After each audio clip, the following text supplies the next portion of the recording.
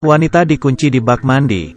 Lalu, tingkat kehangatan air naik. Ia teriak kesakitan. Terus minta tolong. Suster beritahu dia, masih ada 20 menit lagi. Waktu sudah tiba. Ia dibawa keluar. 5 menit didinginkan. Wanita itu sedikit sesak nafas. Suster beritahu, Anda sembuh. Bisa keluar rumah sakit. Ini rumah sakit jiwa. Tapi cara mereka perlakukan pasien sangat seram. Buat 2 lubang di atas kepala pasien. Melubanginya. Atau, menusuk matanya dengan pemecah es. Tusuk ke dalam. Menumbuk. Saat operasi, pasien sakit tenang. Demensia. Orang luar lihat. Tidak gila. Sembuh. Operasi seperti itu. Suster tidak kuat melihat. Langsung muntah. Berbeda dengan suster ini. Ia belajar dengan keras. Dan menepuk tangan. Tapi ia bukan suster asli. Namanya Linda. Beberapa minggu lalu, ia bawa mobil ke rumah sakit. Tunggu beberapa jam. Ditolak oleh ketua rumah sakit. Ia tidak terima. Esok harinya, gubernur datang ke rumah sakit untuk dek.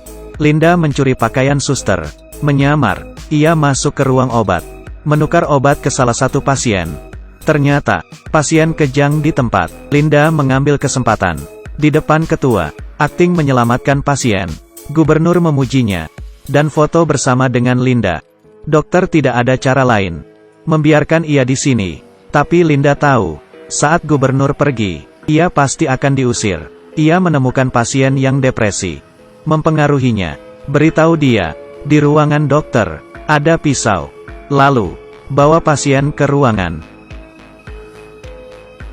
Dengan cepat, tubuhnya ditemukan. Dokter kaget, cemas. Saat itu, Linda beraksi. Ia beritahu dokter, kamu pergi ke gubernur. Aku akan beresin ini. Akhirnya, tubuhnya dibakar. Linda berhasil ditempatkan di rumah sakit. Tentu, tujuannya di sini bukan untuk kerja. Tapi, ia ada rahasia yang tidak boleh orang tahu. Seminggu lalu, 4 pendeta terbunuh di rumah. Dengan tragis. Saat ditangkap, rakyat memintanya untuk tanggung jawab.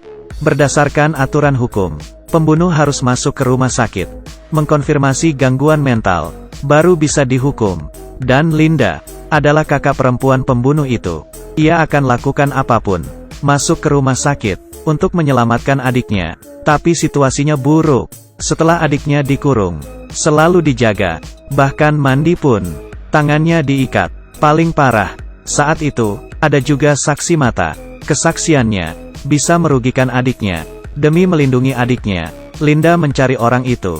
Ia sengaja mendekatinya, agar akrab, lalu membawanya ke hotel, memasukkan obat ke teh. Saat diminum, orang itu pingsan. Lalu, Linda ambil palu dan pemecah es ke arah orang itu. Pria itu terikat di ranjang. Di sampingnya, wanita bawa pemecah es. Arahkan ke mata. Lalu, cara operasi itu hanya ditusuk. Orang akan jadi demensia. Ia belajar metode ini dari rumah sakit jiwa. Sekarang, saksi diam. Mari kita pergi, kita tidak bisa tanya dia apapun. Setelah mengurus saksi, selanjutnya dokter. Selama dokter memberikan keterangan bukti gangguan mental, adiknya bisa bebas dari hukuman. Linda beritahu adik, pura-pura sakit jiwa. Ternyata, karena sangat mirip, menimbulkan kecurigaan dokter. Gejala Anda terlalu khas. Kalau seperti ini, orang tidak akan percaya. Bukti gangguan mental ada. Adik sulit lolos. Gimana menyelesaikan dokter? Linda mulai berpikir. Hari itu, ia tahu rahasia dokter. Beberapa tahun lalu, ia menerima komisi dari wanita kaya, mengobati gangguan bipolar putranya. Tapi, terjadi masalah. Generasi kedua ambil kesempatan, memasukkan obat ke dalam air. Diminum. Keduanya gila bersama. Saat sadar, generasi kedua jadi cacat. Tangan kakinya tidak ada. Dokter menyamar dan kabur. Wanita kaya demi balas dendam menyewa seorang pembunuh. Menemukan dokter. Orang itu kebetulan tetangga Linda. Dengan berita ini, Linda punya rencana. Beritahu berita ini ke dokter. Memberitahu pembunuh. Saya tahu lokasi dokter. Ikut saya. Malam itu, ia masuk ke rumah sakit. Dokter bersiap memukulnya dengan batu bata. Saat ia sadar dirinya dikurung di bak. Saya di mana? Tingkat kepanasan air bertambah. Ia direbus melepuh. Tidak mudah ia kabur. Bertemu dengan penjaga rumah sakit. Terlihat menyeramkan.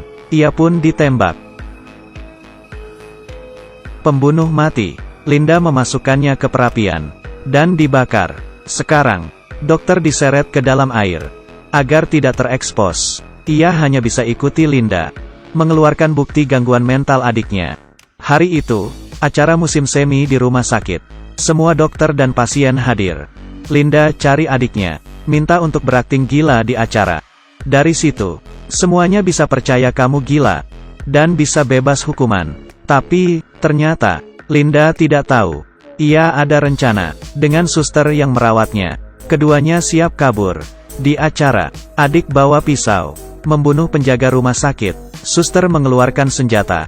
Minta semuanya hadap tembok. Di saat itu, mereka kabur.